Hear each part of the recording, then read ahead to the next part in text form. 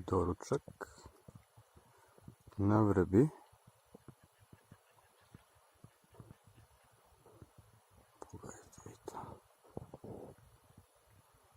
Pogledajte kako su mirni. Sad, da li su me primetile?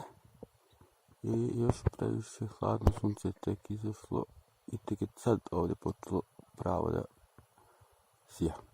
To je to. Šta su?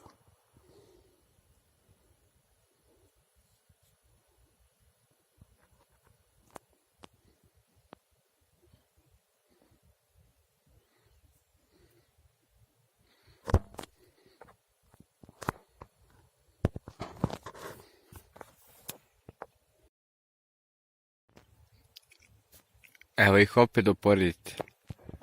21.9.2018. Zaliv na ušću Kovilovskog potoka.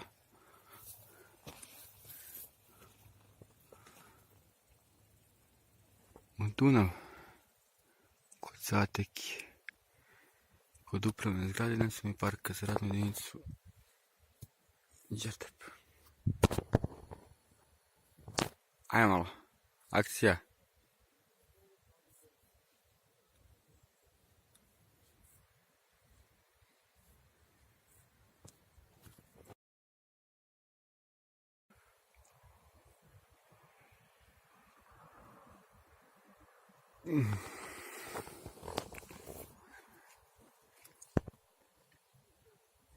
Ovaj pregledajte koliko zima gusjenica.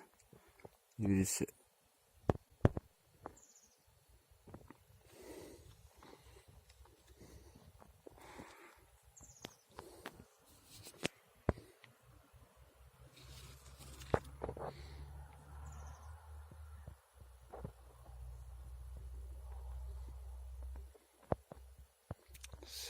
salba.